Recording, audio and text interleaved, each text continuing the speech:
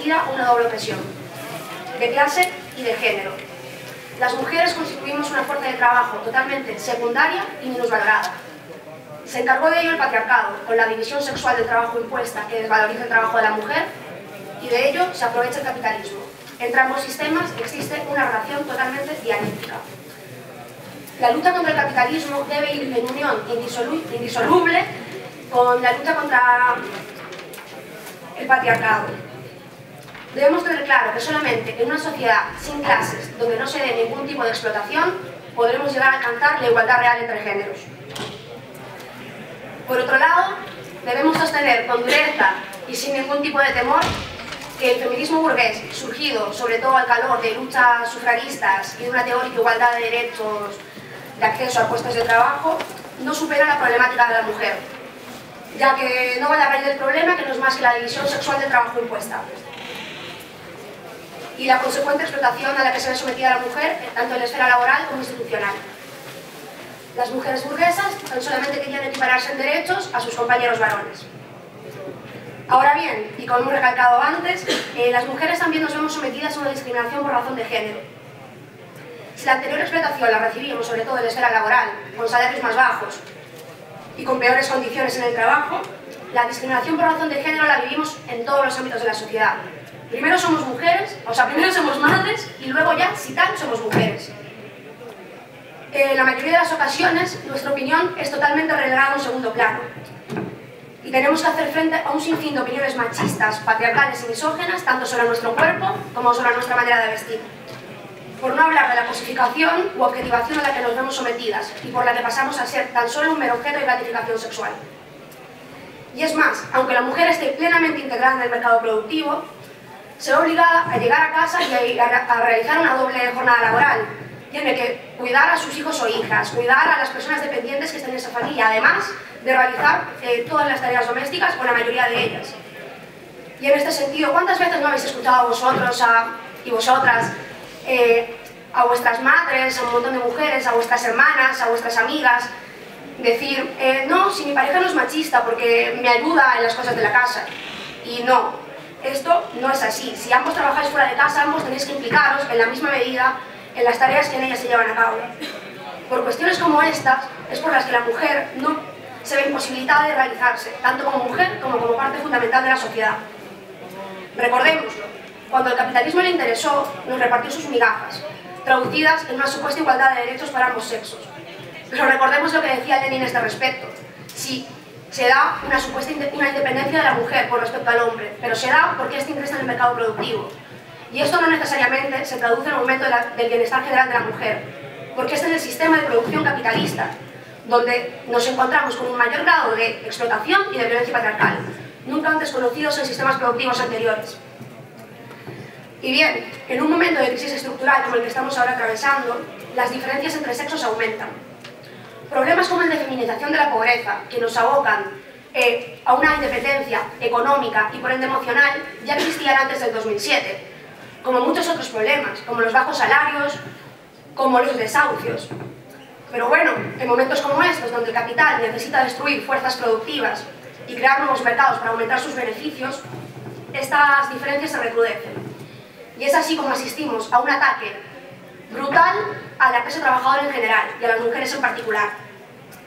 Somos nosotras las que en mayor medida nos vemos abocadas a la temporalidad, a la contratación eventual, de prácticas de sustitución. Y es que además es muchísimo más barato y muchísimo más fácil despedirnos de estos trabajos. Ocupamos también las mayores cuotas en el trabajo no remunerado, en el trabajo sumergido, en la economía sumergida. Por ello cotizamos menos y tenemos menores pensiones, menores prestaciones por desempleo y menor derecho a la seguridad social. A ver, que retomo el hilo. Y bueno, también somos nosotras las que ocupamos la mayor parte del empleo no remunerado. Y es que además existe una brecha salarial de hasta un 30% en trabajos, con el mismo trabajo que puede llegar a desempeñar un hombre. Y es que además aún la tasa de paro femenina es muchísimo mayor que la masculina. Y por si todo esto no fuera suficiente, y a razón de la doble presión a la que nos vemos sometidas, nos encontramos cada día con mayores casos de violencia de género. Y aquí no podemos llegar a contabilizar tan solo aquellos casos que acaban en muerte, ni los que se contemplan en las estadísticas de maltrato, porque aquí solamente caben aquellos casos que fueron o bien hospitalizados o bien denunciados. Tenemos que tener también muy presente el maltrato psicológico. Las actitudes machistas y misóginas hacia nosotras son el pan nuestro de cada día. Están tan institucionalizadas, tan presentes en la superestructura de la sociedad, superestructura que por otro lado nos ve como meros estereotipos, que llegamos a considerarlas como algo totalmente normal. Y es por ello que para cambiar la superestructura es totalmente necesario acabar con la base material que la sustenta, acabar con el capitalismo y así poder encontrar el camino para liberarnos tanto como clase como mujeres. Quizás todas estas cuestiones las lleguemos a ver mejor a base de ejemplos. Y bueno, qué mejor ejemplo que el de los derechos sexuales y reproductivos, como el aborto, que desgraciadamente hoy en día está muy en boga.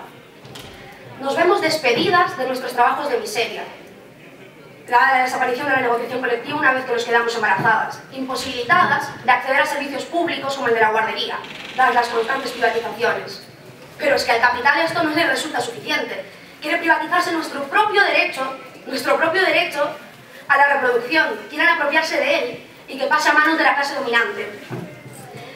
Tenemos que tener muy presente que esta reforma no es sino un intento más de control de la reproducción de la clase trabajadora, que tiene que pasar a modularse según las necesidades del capital. En momentos de crisis sistémica como la actual, el capital necesita más fuerza de trabajo para que sea explotada. Razones ideológicas y religiosas tan solamente encubren este hecho y llevan a la totalidad de nuestra clase a posiciones de alienación reaccionarias, ya que sirve como un instrumento de dominación ideológica a través del cuerpo de la mujer. A través de nuestro cuerpo quieren pasar a dominar a toda nuestra clase. Este es el verdadero carácter de la ley del aborto. La salud sexual y la salud reproductiva es en el capitalismo un mero negocio y no será la mujer trabajadora quien pueda acceder a ellos. El aborto será un derecho solamente de aquella persona que pueda llegar a pagarlo y constituirá un privilegio de clase, con todas sus letras, un privilegio de clase. Y además de todo esto se nos infantiliza. Se considera que como mujeres no somos capaces de decir sobre nuestro propio cuerpo, sobre nuestro propio derecho reproductivo. Y una vez superadas todas las trabas burocráticas, que son 1001, se nos quiere someter a un periodo de reflexión de 3 días. Ya me diréis para qué. Eso constituye una tortura enorme para la mujer. Y por otro lado, bueno, es muy llamativo el título de la nueva ley. Protección de la vida del concebido y de los derechos de la mujer embarazada. Ah, Dios mío. Protegen la supuesta vida de alguien que ni siquiera ha nacido. ¿Y los derechos de la mujer trabajadora qué? ¿Qué pasa con ella? ¿No importa su vida? Sin dinero se verá abocada a abortar en condiciones totalmente inseguras, totalmente insalubres, que pondrán en grave riesgo su vida. Por no hablar, claro está, de los derechos como la educación y la sanidad, que en constante privatización mermarán la vida de esa persona una vez haya nacido, y ya no contemos que necesita ayudas a la dependencia, porque adiós. Y bueno, teniendo tan cerca un día como el 8 de marzo, que conmemora los derechos de la mujer trabajadora, debemos tener cada día más presente que en el capitalismo no existe salida a nuestras demandas, que en él solamente hay cabida para la opresión y para la explotación, y que la derrota del patriarcado, junto a la superación del sistema capitalista, es nuestra única posibilidad, y que para ello debemos articularnos, debemos organizarnos en una lucha que nos ayude a liberarnos como clase obrera en su totalidad.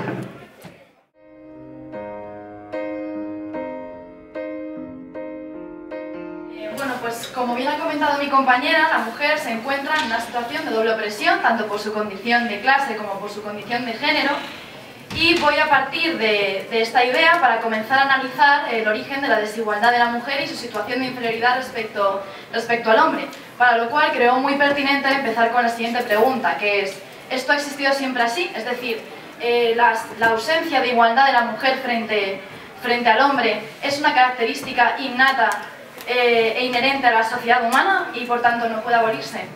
Pues los argumentos que apoyan esta idea y que sitúan el origen de la desigualdad de la mujer o de la inferioridad de la mujer en argumentos de tipo biológico o digamos natural, pues son fácilmente rebatibles simplemente con echar un vistazo atrás a la historia y remontarnos a un periodo en el cual nos podemos encontrar con que la mujer se encontraba en una situación de completa igualdad respecto al hombre, o que incluso la sociedad le concedía cierto papel o cierta posición, digamos, dirigente o al menos muy valorada dentro de la sociedad. La época de la que hablo es una época en la que, vamos, que algunos han identificado o que denominan la de comunismo primitivo, en la cual, digamos que muchos podríamos pensar, o se podría pensar, que la mujer se encontraba en una situación todavía de mayor opresión que en la actualidad, por aquello de que además defienden los argumentos burgueses de que relacionan y vinculan la liberación de la mujer a un mero desarrollo de la ciencia. Sin embargo, solamente hay que haber atendido un poco a lo que ha comentado la compañera y a observar la situación a la que nos enfrentamos actualmente las mujeres, en la que a pesar de existir un desarrollo de la ciencia, no ha venido acompañado con la liberación de la mujer, y por tanto sería inexacto, sería un error vincular ambos aspectos. De manera que la época de la que hablo, que es la que digo que se llama, denominan algunos la del comunismo primitivo, en la que la propiedad privada era completamente desconocida, la mujer se encontraba en una situación de total igualdad respecto al hombre. Y además, digamos que la dependencia de la mujer al hombre no existía, entre otros motivos, porque lo importante en este momento era lo colectivo, la colectividad, era la tribu. En aquel tiempo se dedicaban fundamentalmente a las actividades de la caza y de la recolección. Además, en un primer momento, la actividad de la caza era una actividad realizada tanto por hombres como por mujeres, pero fue, digamos que el impedimento de las mujeres con hijos lactantes de llevar a los propios hijos a realizar las tareas de caza por la obstaculización que supondría esto para el desempeño de esta actividad, o para también separarse de ellos, pues sería este hecho y la necesidad de estas mujeres de buscar alimento, de llevarse algo a la boca para poder sobrevivir, lo que seguramente les llevaría al descubrimiento del cultivo de la tierra para poder, como fuente de sustento y de alimento, ¿no? Lo que también seguramente sería este descubrimiento lo que también les otorgaría pues cierta valoración dentro de la tribu. De manera que aquí vemos cómo ya comienza una división sexual del trabajo, pero que no es impuesta, como ocurriría más tarde, en el que el hombre continuaría yendo a cazar y la mujer se dedicaría a esa recolección de alimentos que se convertiría en la principal fuente de sustento. ¿Por qué? La caza no siempre daba el suficiente alimento para todos. Además, era una actividad pues bastante ocasional, etcétera, etcétera, ¿no? De manera que la agricultura era una actividad bastante valorada porque y se empezó a considerar como la principal fuente de sustento para alimentarse de la población. Era muy valorada y muy respetada, de manera que eso es el trabajo de la mujer como principal productora de esta actividad, en esta economía basada en el cultivo de la tierra, pues era muy respetado y muy valorado. De forma que vemos aquí que existe, por tanto, una división sexual del trabajo, como digo, no impuesta, lo cual es muy importante, es un pacto, entre comillas, consentido entre hombres y mujeres, a diferencia de lo que ocurriría posteriormente con el surgimiento ya de la división de la sociedad en clases, y bueno, pero en esto ya me detendré un poco más adelante. En cualquier caso, en este estado que podemos llamar primitivo, predominaba o imperaba lo que llamamos el comercio sexual promiscuo, es decir, digamos que predominaba el matrimonio en grupos. Se puede decir que cada hombre pertenecía, entre comillas, a todas las mujeres y cada mujer pertenecía, entre comillas, a todos los hombres. No existían los límites prohibitivos que aparecerían y se irían desarrollando más tarde, ni por barreras de celos, que digamos que es un sentimiento que podemos afirmar que surgiría, de hecho, de forma bastante tardía, ni tampoco por barreras del incesto, aunque sí es cierto que durante este estado primitivo y las formas de familia que irían transformándose durante este estado, pues sí que es cierto que irían introduciendo barreras prohibitivas por incesto en un primer momento, estableciendo prohibiciones entre padres e hijos, más tarde ya se ampliaría hacia los hermanos y finalmente pues se prohibiría cualquier tipo de matrimonio entre parientes consanguíneos. Sin embargo, lo que más nos interesa, la característica que quizá más nos interese para mi argumentación, es que en este tipo de familia el derecho hereditario solamente se podía producir en línea materna. ¿Por qué ocurría esto? Pues por cuestiones lógicas, los hijos e hijas que nacían en el seno de la tribu se conocían perfectamente quién era la madre, por cuestiones de que les daban a luz y por cuestiones, pues, ya digo, de pura deducción lógica. Pero no se sabía quién era el padre de ese hijo o hija, de manera que la matrilinealidad pues, estaba muy reconocida y además era la única forma posible. Además, también la mujer, o sea, las relaciones pues, gozaban de gran libertad porque los lazos conyugales podían disolverse además con bastante facilidad y en el momento en el que ocurría esto eran los hijos los que se quedaban con la madre. Además, otro dato curioso es que lo que se solía hacer era que las mujeres, o sea, que fuesen los hombres, los maridos de las mujeres, que además las mujeres escogían en total libertad y viceversa, fuesen los que se desplazaban del hogar de sus clanes al hogar de los clanes de las mujeres, de manera que esto pues también le podía conferir pues cierta preponderancia, ¿no?, en la tribu. De manera que vemos que en esta etapa, en este primer estado primitivo, la producción, digamos que los medios de producción eran propiedad del colectivo, de la tribu, y que todos los miembros eran iguales, tanto hombres como mujeres. ¿Cuándo acaba esto?